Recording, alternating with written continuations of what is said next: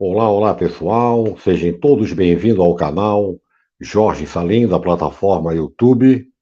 Hoje, domingo, 17 de dezembro de 2023, 19 horas e 30 minutos. Hoje vamos receber um convidado especial no nosso canal, na nossa live, que vai discorrer sobre um tema. Vivemos numa simulação? Estamos numa simulação? Antes, porém, de chamar o nosso convidado, eu gostaria de pedir a você que já está chegando aqui na nossa live, você que chegará depois, que dê o seu like, compartilhe e se você ainda não for inscrito no nosso canal, inscreva-se e toque o sininho das notificações para as próximas lives que vocês serão então, né, terão conhecimento, receberão a informação do robô do YouTube. Uma outra coisa que eu quero pedir a vocês é que digam de onde vocês estão nos assistindo. Façam as suas perguntas, que na medida do possível, o nosso convidado irá responder. Vamos fazer uma live bastante interativa para que todos absorvam informação, conhecimento na noite de hoje, ok? Alô, alô, André, você já está aí?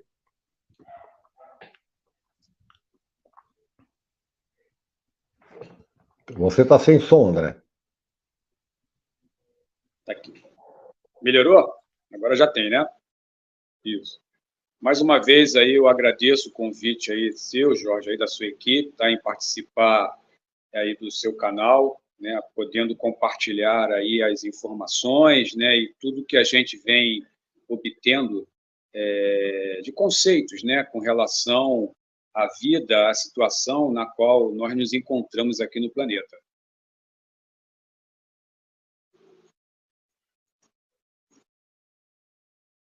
Muito bem.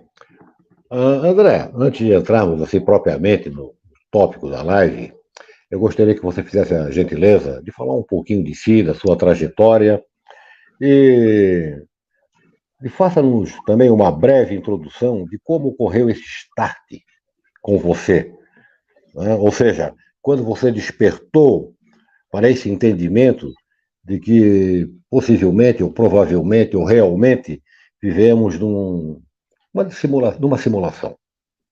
Né? Certo. Pode ser Bom, então, por gentileza? pode ser, pode ser. Vamos então aí começar através da minha questão profissional, né? Cultural profissional.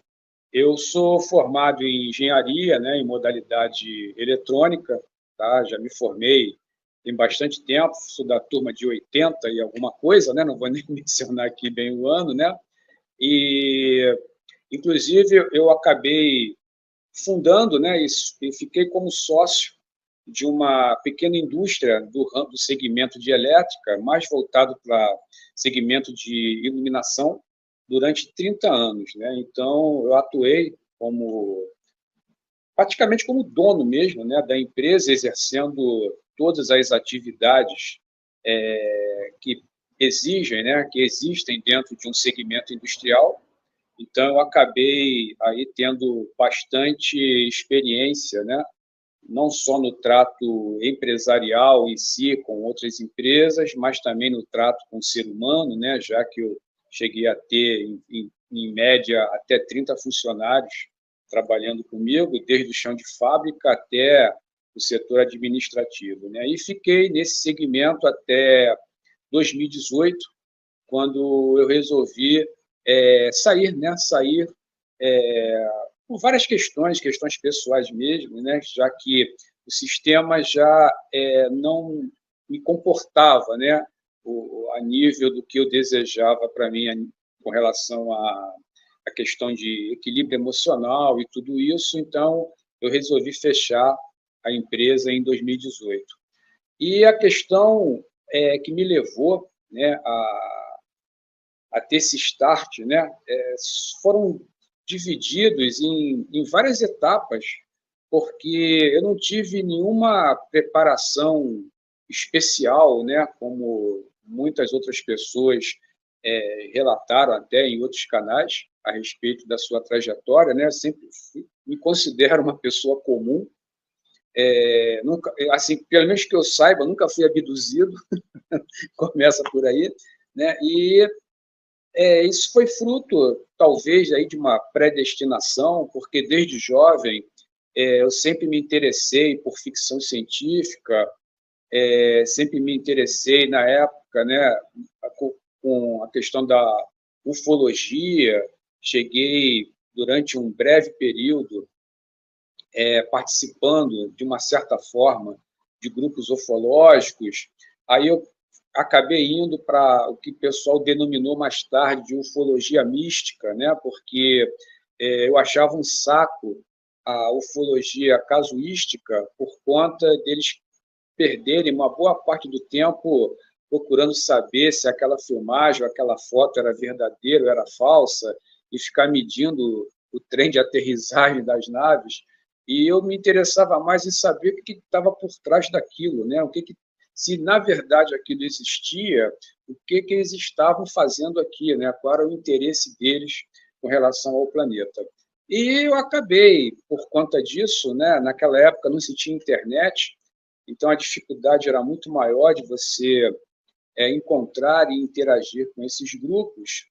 E, assim, à primeira vista, as oportunidades que nos chegam a nível de tentar entrar nesse segmento através, muitas das vezes, de religião, né? No caso, o espiritismo, né? Mais da linha do Ramatiz, foi para mim assim o portão de entrada para esses assuntos, já que era uma linha que era aberta a essa fenomenologia, né, de extraterrestre. Então, tudo isso, na época, para mim, encaixou como luva.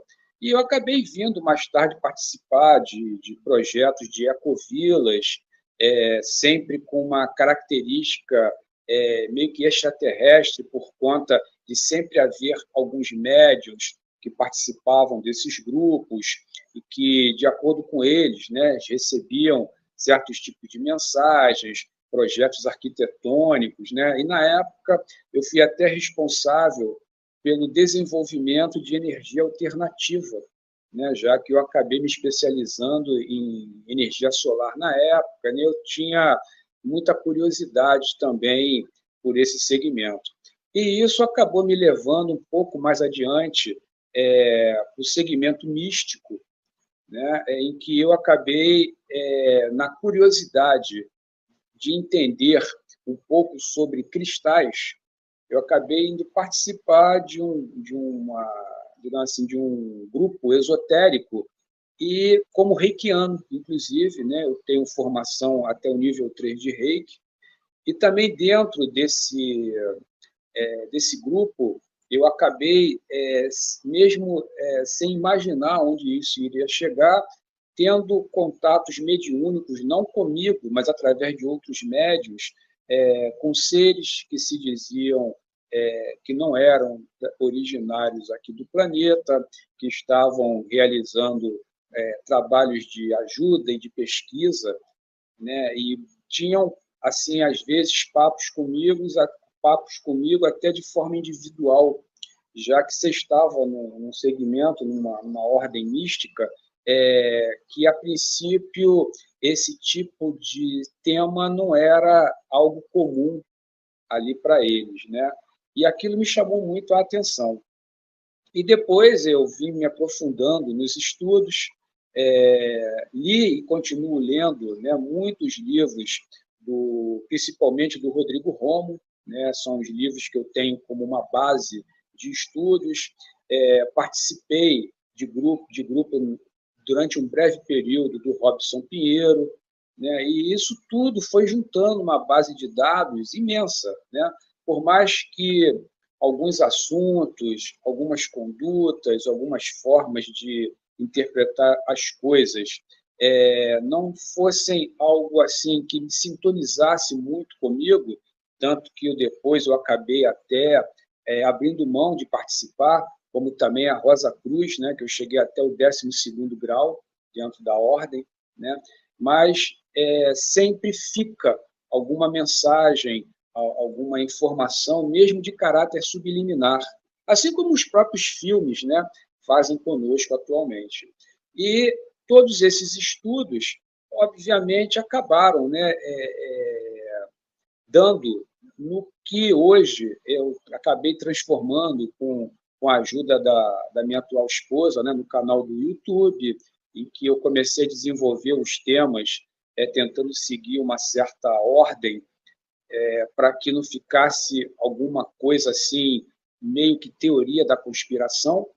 Então, eu comecei pelos próprios Anunnakis, já que a gente possui provas arqueológicas disso, né, na região lá do Iraque, do Irã, do Kuwait, né, ali da antiga Mesopotâmia. E entrando agora na questão do assunto, né, do simulador, é um assunto muito complexo pela quantidade de informações subjacentes que a gente tem que ter de modo a tentar entender o que seria estar dentro de um simulador sem nós desconfiarmos disso. Tá?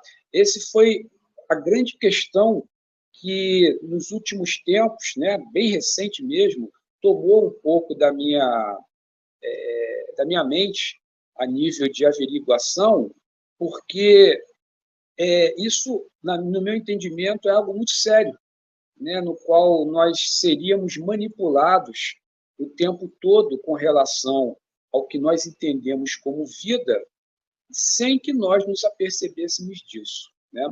Então, não foi algo que eu procurei. Tá? Foram informações que foram chegando que depois acabou descambando na questão do simulador pelas várias trocas de informações que acabaram chegando a mim. E eu até me surpreendi, né, porque como eu sempre fui curioso e sempre andei estudando muitas coisas, eu percebi que alguns canais, algumas pessoas, no mínimo, já abordavam isso uns 3 anos antes disso chegar ao meu conhecimento. Tá? Porque a desconstrução, ou quando a gente fica muito limitado a um certo conceito, porque às vezes nós não temos outra referência, a gente tende sempre a analisar os fatos, os acontecimentos, dentro da base de dados que a gente possui no momento. Então, muitas das vezes, você mesmo acaba sendo o seu próprio filtro, mesmo sem perceber. E quando você chega e você, digamos assim, mesmo sem querer, você desativa um filtro desses, uma informação que você recebeu há um ano atrás, em que você não entendeu a fundo, ela passou, entrou por um ouvido, saiu pelo outro, né, na linguagem popular, de repente ela faz todo sentido agora por conta de uma informação a mais, uma base de dados a mais que você recebeu. Então, veja bem como é que isso funciona, né? Mas vamos voltar um pouquinho atrás para a gente poder contextualizar melhor essa questão do simulador, né? Quando eu vinha estudando as questões reencarnacionais que aconteciam aqui no planeta Terra, tá? Tanto que eu fiz uma live em outro canal que eu intitulei como A Farsa do Mundo Espiritual. Tá? E como nós somos enganados com relação à questão da reencarnação como uma necessidade evolutiva do ser que se encontra aqui. E isso, obviamente, quando a gente começa a conversar somente sobre esse detalhe, você já desconstrói um caminhão de conceitos, mas não é o caso disso agora, né? Então, nessa época em que eu vinha estudando isso, eu tive contato com algumas informações. Eu não sei se ele é médico, qual é a especialidade dele na Itália, mas foi o doutor, acho que é Malenga, se não me engano, né? Acho que ele é médico ou psicanalista italiano, em que ele também faz pesquisas com relação a essa questão de uma consciência inserida dentro de uma unidade biológica, né? Como eu costumo chamar o corpo humano terrestre, tá? Porque isso me dá assim, uma forma um entendimento não religioso com relação ao nosso aparato sensório, tá? Mas esse doutor, ele fazendo uns testes, fazendo uns relatórios sobre um grupo específico de pessoas durante um determinado tempo, ele constatou, através de hipnose regressiva, que, em média, 80% das pessoas às quais passaram por esse tipo de procedimento não possuíam alma. Aí, aquilo, assim, eu peguei aquela informação e eu confesso que eu não entendi direito o que ele quis dizer que não possuía alma. Isso, Jorge, tem uns 5 anos, mais ou menos, né? Uns 5 anos, em média. Acho que foi até antes da pandemia, né?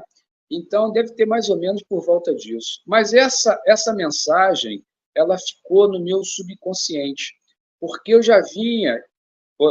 Pode falar, Jorge. Eu queria fazer uma indagação aí. Esse tópico que você está levantando aí realmente sui generis, insólito. Você teve assim, uma cognição de que quando, em algum momento, você teve contatos presenciais, diretos ou indiretos, com alguns paranormais ou médiums, naquela ocasião lá atrás, que talvez um daqueles seres comunicantes através do médium fosse uma IA, uma inteligência artificial, algo assim